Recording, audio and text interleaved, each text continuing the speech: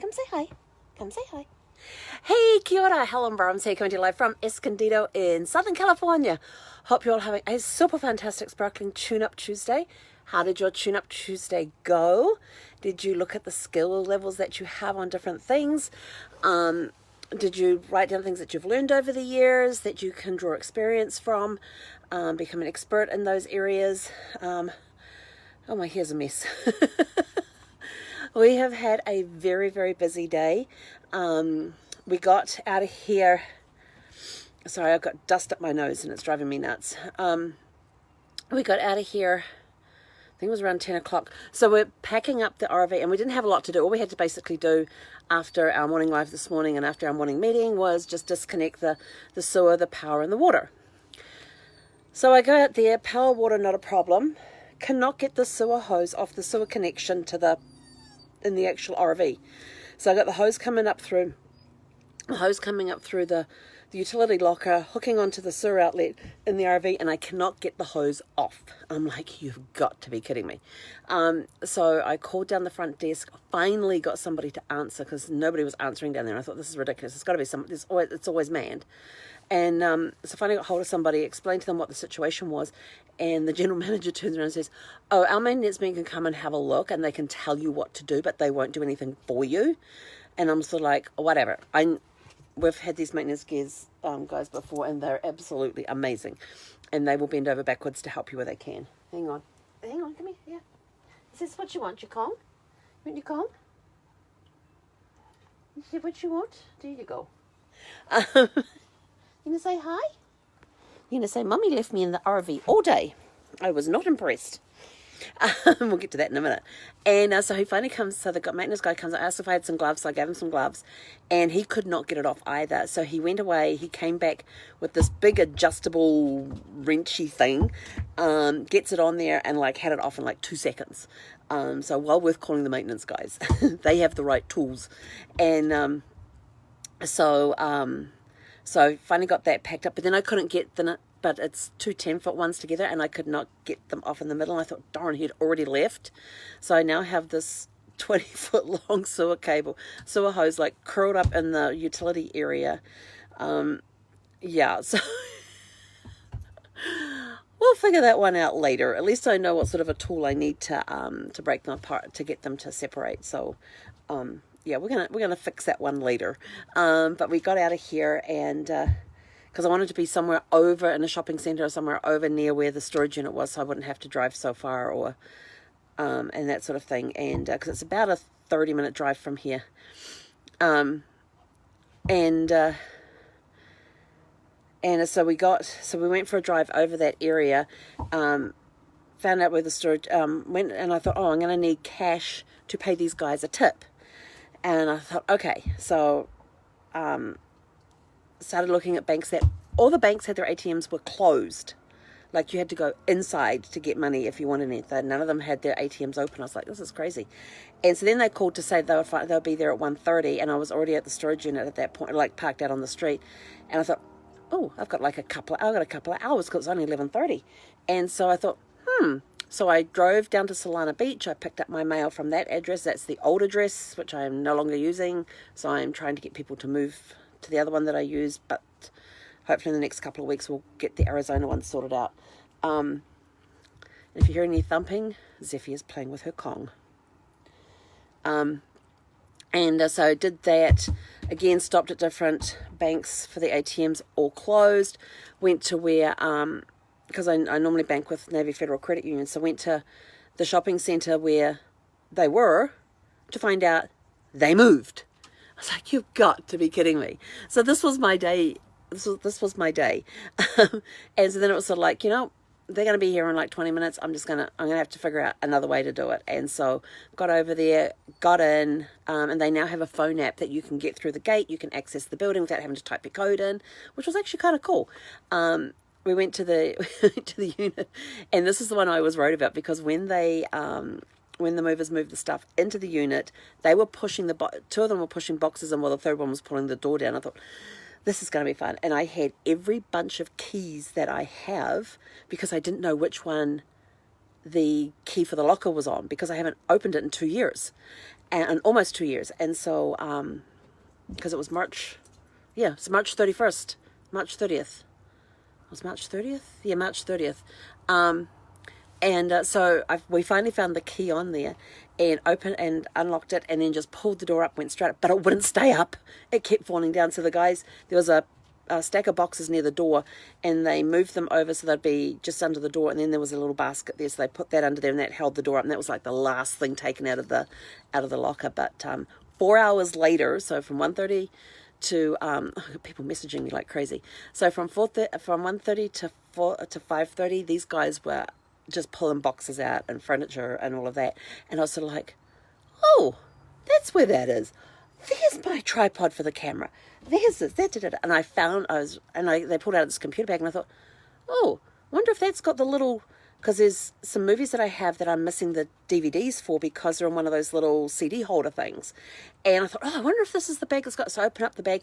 Nope, but it had my microphone in there. I was like, yes, found my microphone. Yes. So I was super excited to find my microphone. So that's now in one of the lockers underneath. And there's a couple of bits and pieces that I pulled out, including my footstool here. So when I'm sitting on the couch, I can at least put my feet up while I'm sitting on the couch, which is kind of nice, instead of trying to put my back up against that, and which is not so comfortable. So yeah, I figured I can take the footstool. It's a footstool I made years ago. I just had some material, and I kind of cut out a rough shape, and literally I had foam bits about this thick, and I just cut them down to sort of like a square rectangular size, and then just made the cut, and all freehand. So it's kind of like the quirkiest little, but it, hang on, I'm going to show it to you because I've got it here. Sorry about the darkening room. This is my ottoman. As you can see, it's got the bumps on the side there. You can see how perfectly square it is. Not.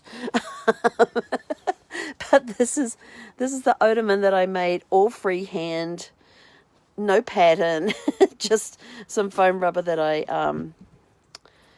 hey Ziffy girl, that I just cut to roughly around the size that I needed, and then just made this cover to go over it, and it's even got a zipper on the bottom side. It's got a zipper. So this is my ottoman. I made this back in the Virginia days, so was happy to get that out. So that's no longer in storage. And found my tripod, and what else did we find? Found my toolbox, and I was going through the toolbox and thought, I really don't need to have that in the RV right now, because most of the tools that I use I already have, except for that great big grabby thing that I needed today. But yeah, it was good. I found a box of like the gloves, the hospital quality ones. Totally forgotten I knew I had them. I thought they were in the other locker, but they were in the big locker today. So it's like, yes, I have more gloves. I don't need to order anymore. Yes. So super excited to get those. But the guys were really sweet. They got everything done. They even wrapped up stuff that the other movers hadn't wrapped. So it looks totally different. So all my stuff's now wrapped and everything else. Got the couple of bits of furniture out of the small locker that I wanted to get out, and we got them put in with the stuff, because the office woman was walking through, and so I said to her, so she says, oh, there's a cart down there if you need to use it, and the guys are like, yeah, okay. When I saw where it was, I says, hang on, I'm coming with you. He looks at me and says, why is that? I said, because my locker is right there where that cart is. I've got the small locker is right there, and I've got the legs for the table are in there that I need to get out, and there was another couple of bits and pieces in there. And so we filled the cart up. So we got there, opened up the small locker, filled up the cart with the stuff I wanted to get out of there and have them transport, so we didn't have to do another stop, and we just wheeled it all the way back down, and I had my office chair and just rolled that on down the hallway too. So these guys were really, really good. Did a great job of getting everything packed, and I tell you, their guy that was in the truck doing the packing, he was amazing to watch. He was just like poetry in motion. He had every nook and cranny filled. They had this big, it wasn't an 18-wheeler. It was like the next size down. It had this double cab at the front, so you could have people in the front and people in the back seat. And it had a piece that went over the cab. And there was still room left in the truck when they finished it. There wasn't a lot of room, but there was still room. There was a couple of feet between the last of my stuff and where the door came down. And that was even after they put in all their spare boxes, all their spare blankets, all their dollies. When they put that door down, there was still 2 feet of empty space. So they got all their packing stuff back in there as well. So I was sort of like, yes, I did not fill up a truck. Yay. So a pretty big load in there, but I didn't fill it up. But yeah, it was kind of interesting seeing how the other people had packed stuff. And these guys were good. They got it all sorted out and everything else. And did a fantastic job. And then when it came tipping them, I said, the guys, signing off all the paperwork, had 7 pages of the little stickers, the numbered stickers they put on everything. 7 pages. I was like, jeepers, there's a lot of crap in there.